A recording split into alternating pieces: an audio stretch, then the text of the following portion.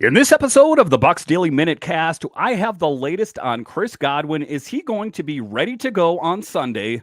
Julio Jones as a second string wide receiver? And how many touchdowns will Mike Evans catch this year? We'll talk about all of that and more next on this edition of the Bucs Daily Minute Cast. MinuteCast Media. 10,000!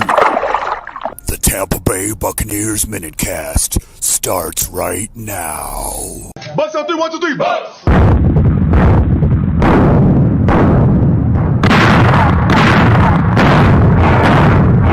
This is the Tampa Bay Buccaneers MinuteCast.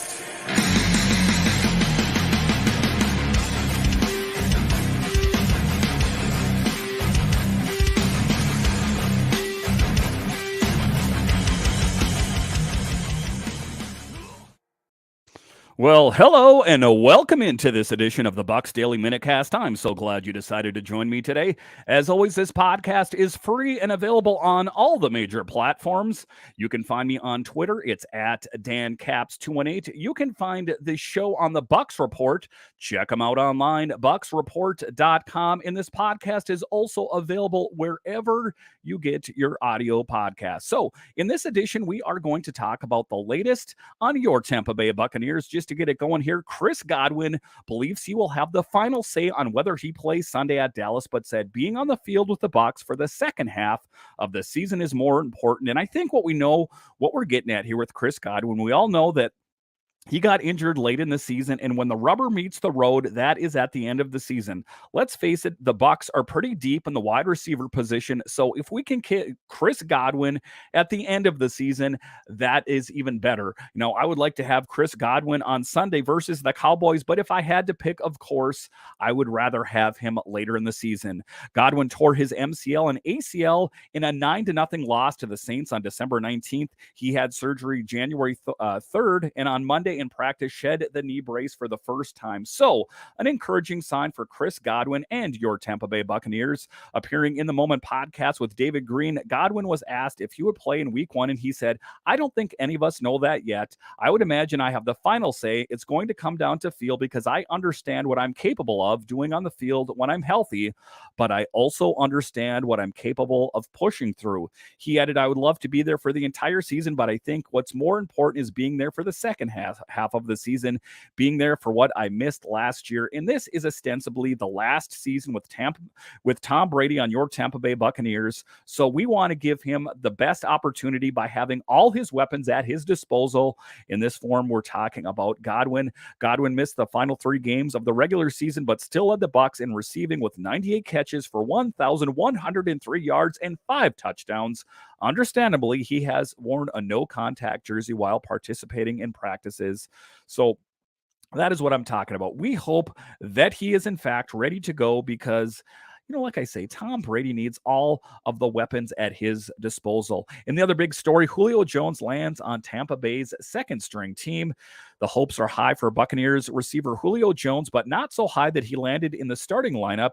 The first officially unofficial regular season depth chart is out for the Buccaneers. Jones is not among the team's starters. The Bucs have 3 starting receivers: Mike Evans, Chris Godwin, and free agent rival Russell Gage. Elsewhere on offense, Rachaad White is the number 2 tailback behind Leonard Fournette. White was the 3rd-round pick in the 2022 draft from Arizona State. Veteran Gio Bernard is number 4 behind Keyshawn Vaughn, and we really hope that Gio Bernard can come back because when he is playing in top form, he is a force to be reckoned with. White also is listed as the number 1 kick returner. The primary punt returner is receiver Jalen Darden, and this story was in NBC Sports and PFT. So the other big question out there is how many touchdowns is Mike Evans going to catch? It seems like he has such a high ceiling. This story in SB Nation, they were talking about it. We all know Mike Evans will be questing for his 9th straight 1,000-yard season, extending his own NFL record. But it's also no secret that the Tampa Bay Buccaneers wide receiver is a scoring machine.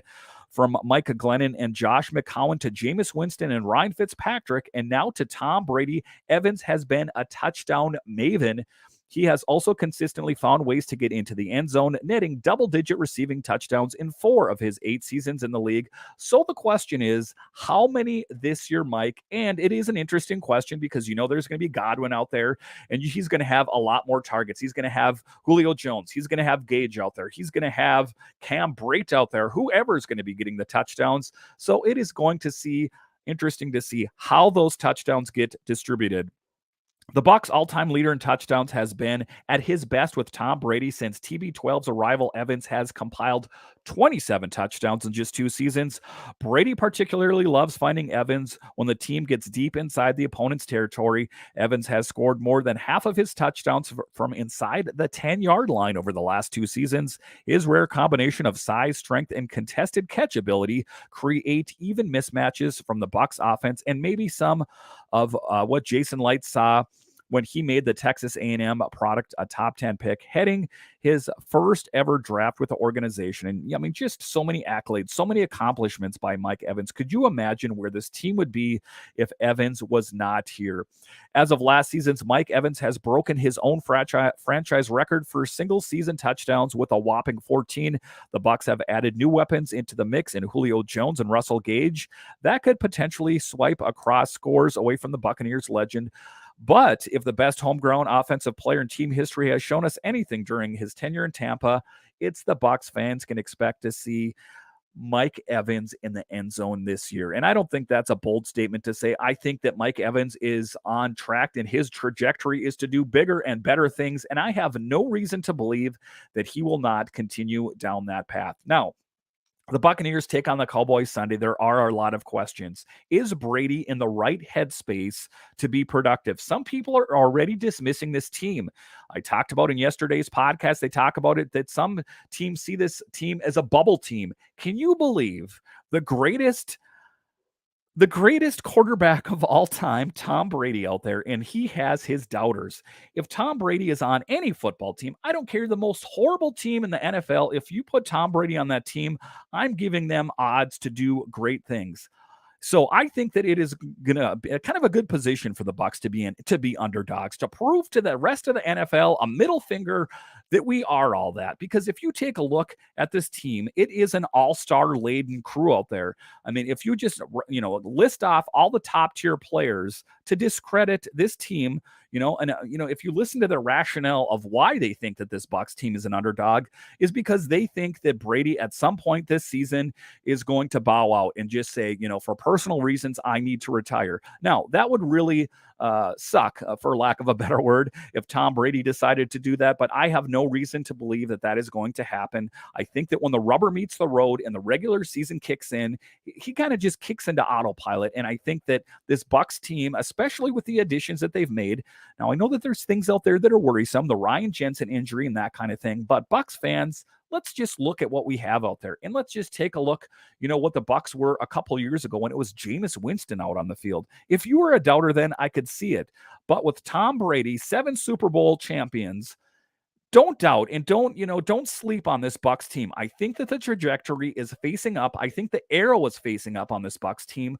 So the doubters need to really look in a different direction, because I think the Bucs are in a good position to win. Obviously the Bucs would be in a better position if Godwin was out there versus Dallas, but I just think, the schemes and everything that the Bucs have in place, I think that they're in a good position to win. The biggest thing is we got to hope for no other major injuries. Hainsey and Leverett, I'm talking about you, because God knows what would happen if the Bucs totally lost all of their center depth. I don't think that's going to be the case. Bucs fans, hold your head up high. This is going to be a season to remember. Tom Brady came back to this team to win a Super Bowl. Make no mistake about it. His dad talked about that there was pressures around him to retire. And you want to know something? Brady looked at all of those and he pushed those aside and said, I'm coming back and I'm winning another Super Bowl. And damn it, I'm going to do it on this Tampa Bay Buccaneers team. So Buccaneers fans, hold on to your seats, because this is going to be one hell of a ride this season, because I do see the Bucs, despite all the detractors, despite all the people out there, this Buccaneers team is, they're poised to do great things. I mean, are you going to discount a team that's got Mike Evans and Godwin and Julio Jones and Russell Gage and Cam Brate and Devin White, and just the list goes on, Levante David? It is an all-star team out there. And there's already haters out there that are discrediting, pouring haterade all over this team. I'm going to laugh when this Buccaneers team makes it to the playoffs and they win that Super Bowl out there. So Buccaneers fans, and I'm getting a little motivated here. It is football Sunday. Can you feel it? Are you excited? You should be excited because you are witnessing history right in front of you, and I'm most excited to looking for it. So once again, thank you for joining me on this edition of the Bucs Daily Minute Cast. I have some exciting news tomorrow as we have a new sponsor for this podcast. And, that is a good thing. This is primarily an independent podcast. So to have a major sponsor step on board means the world to me. I'll have a lot more news about that tomorrow. So once again, thank you for joining me on this edition of the Bucs Daily Minute Cast, and I'll talk to you next time.